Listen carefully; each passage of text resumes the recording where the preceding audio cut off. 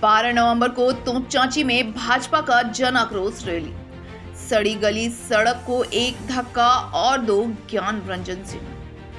शुक्रवार को तोपचांची प्रखंड स्थित साहूविहार में जन आक्रोश रैली को लेकर सभा आयोजित किया गया। सर्वप्रथम सभा में डॉक्टर दीनदयाल उपाध्याय, डॉक्टर श्यामा प्रसाद मुखर्जी के तस्वीर पर माल्यार्पण एवं नमन करके सभा की शुरुआत की गई। सभा में मुख्य रूप से तोपचांची मंडल, गोमा मंडल तथा राजगढ़ मंडल के सैकड़ों कार्यकर्ता उपस्थित हैं। जिला ग्रामीण अध्यक्ष ज्ञान रंजन सिन्हा ने कहा, राज्य में अराजकता की स्थिति है। इस अराजकता की स्थिति में संघर्ष करना होगा। भाजपा प्रदेश स्तर पर निर्णय लिया गया है कि 3 स्तर पर जोरदार प्रदर्शन होगा। प्रखंड स्तर, जिला मुख्यालय तथा सचिवालय 12 नवंबर को तोपचांची में जन आक्रोश रैली निकाली जाएगी। हेमंत सोरेन की काल में कोई भी काम बिना पैसे के नहीं हो रही है। आवास, पेंशन, छात्रवृत्ति, गर्भवती महिला की डिलीवरी के में भी पैसा लिया जा रहा है। हेमंत सोरेन के काल में भ्रष्टाचार चरम सीमा पर पहुंच गई है। अधिकारी की शिकायत उच्च अधिकारी से करने पर भी कोई असर नहीं होता है। राज्य में खनिज संपदा की लूट मची हुई है। बिना बालू का टेंडर निकाले हैं। बालू घाटों से बालू उठाया जा रहा है, जिसमें प्रत्येक थाने की प्रतिदिन की कमाई लाखों रुपए है। बिना उच्च अधिकारी के सपोर्ट यह कार्य नहीं हो सकते। हेमंत सोरेन के काल में महिला और असुरक्षित है। प्रतिदिन महिलाओं के साथ अत्याचार हो रही हैं। महिलाओं को प्रेम जाल में फंसाकर उसे जिंदा जलाया जा रहा है। राज्य में आपराधिक घटनाएं अन्य राज्यों के मुकाबले ज्यादा हैं। जिला परिषद सदस्य विकास महतो ने कहा, एक तरफ आम जनता पेंशन और राशन के लिए परेशान है, तो दूसरी तरफ झारखंड के जो पदाधिकारी और नेता हैं, चाहे माननीय मुख्यमंत्री के विधायक प्रतिनिधि, उनके घर में जो अरबों रुपए की काली कमाई मिल रही है, तो इससे क्या संदेश जाता है? जो झारखंड को लूटने का काम कर रही है, आम जनता सड़कों पर है और राज्य में काला पैसा का अवैध कमाई किया जा रहा है।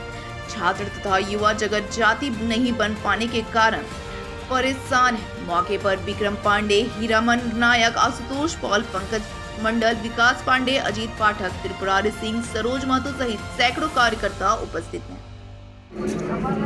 आपको मालूम होगा कि भारतीय जनता पार्टी 3 मुद्दों पर काम करती है। पहला सेवा कार्य, दूसरा रचनात्मक कार्य, तीसरा संघर्ष के कार्यक्रम।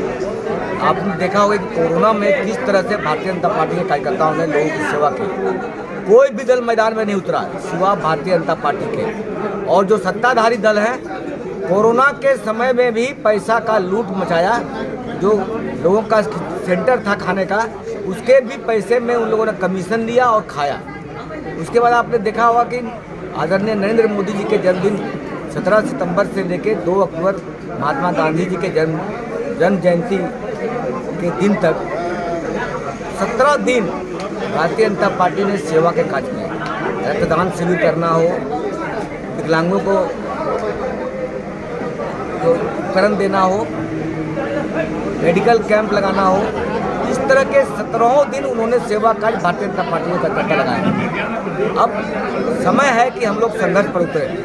जो राज्य की अराजकता की स्थिति है, उस अराजकता की स्थिति में यदि हम लोग संघर्ष नहीं करते हैं, तो जनता के नज़र में हम ही लोग दोषी हो जाएंगे कि यदि सरकार गलत कर रही है और आप क्यों चुप बैठे हुए थे। इसलिए भारतीय जनता पार्टी ने प्रदेश स्तर पर निर्णय लिया है कि 3 स्तर पर जोरदार प्रदर्शन होगा।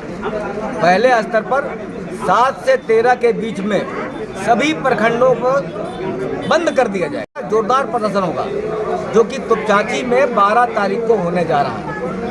उसके बाद 19 से लेकर 23 तक जिला स्तर पर भी हम लोग समाहरणालय को जाम कर देंगे। एक दिन हम लोग डेट नहीं तय की है, जाम करेंगे। और अंत में हम लोग मुख्यमंत्री के जो ये है कार्यालय है, उसको भी हम लोग बंद कर देंगे, सचिवालय को। तो सरकार जनता को ये बताना चाहती है कि ये राज्य की सरकार, जिससे कि जनता आक्रोशित है। जनता इसलिए आक्रोशित है कि बिना पैसे का कोई काम नहीं हो रहा है। प्रधानमंत्री आवास में भी पैसा लिया जा रहा है, पेंशन में भी पैसा लिया जा रहा है, छात्रवृत्ति में भी पैसा लिया जा रहा है, जो गर्भवती महिलाओं का डिलीवरी होता है उनसे भी पैसा लिया जा रहा है। तो नीचे जमीन का काम हो, थाना में काम हो, प्रखंड में काम हो, बिना पैसा का कोई काम नहीं। क्या लगता है हेमंत सोरेन के सरकार के काल में भ्रष्टाचार की सीमा कहां तक बढ़ी है? देखिए, कम व बेसी भ्रष्टाचार हर समय रहता है, लेकिन हेमंत सोरेन के राज में भ्रष्टाचार का आलम यह है कि कोई सुनने वाला नहीं। पहले भ्रष्टाचार से लोग यदि कंप्लेन किया था डरते थे, अभी कोई सुनता ही नहीं है। आप यदि वीडियो का शिकायत आप डीसी से कीजिए, कोई फर्क नहीं पड़ने वाला। डीसी का शिकायत आप चीफ सेक्रेटरी से कीजिए, कोई फर्क नहीं पड़ता। कर्मचारी बीएलडब्ल्यू का शिकायत आप वीडियो से कीजिए, कोई फर्क नहीं पड़ता। तो ये जो ट्रेंड पैदा हुआ है, ये भ्रष्टाचार को और बढ़ावा दे रहा है। तो इन सब मुद्दों को लेकर जिस तरह से राजस्व का हानि हो रहा है, जिस तरह के यहाँ के मिनरल्स को लूटा जा रहा है, इसके विरोध में जनता को गोलबंद करके हम लोग आवाज बुलंद करेंगे। जिस तरह से महिलाएं को जिंदा जलाया जा रहा है, उनको प्रेम जाल में फंसाकर और उनको जिंदा जलाया जा रहा है। आज महिलाएं असुरक्षित है। सबसे ज़्यादा जो घटना हुई है वो झारखंड में, पूरे भारत में हुई है। 3218 घटनाएं पूरे झारखंड में हुई है, ऐसा किसी स्टेट में नहीं हुआ है। तो ये झारखंड इस सब मामले में आगे है। ये सरकार बिना ओबीसी को आरक्षण दिए हुए पंचायत चुनाव करा ली, अब नगर निगम नगर निकाय का चुनाव भी कराने जा रही है। हम उसका विरोध कर रहे हैं। इस सरकार ने सुखाड़ का कोई वैकल्पिक व्यवस्था नहीं किया। आज जनता त्राहिमाम है, उसको अभी तक कुछ नहीं दिया गया और अभी तक ये भाषण ही पिला रही है। इस सरकार ने घोषणा किया कि हम पेट्रोल में सब्सिडी देंगे। आप बताइए कि कितने लोगों को सब्सिडी मिला। इन्होंने घोषणा की हम कृषि ऋण माफ कर देंगे। आप बताइए कि कितने लोगों को कृषि ऋण माफ हुआ।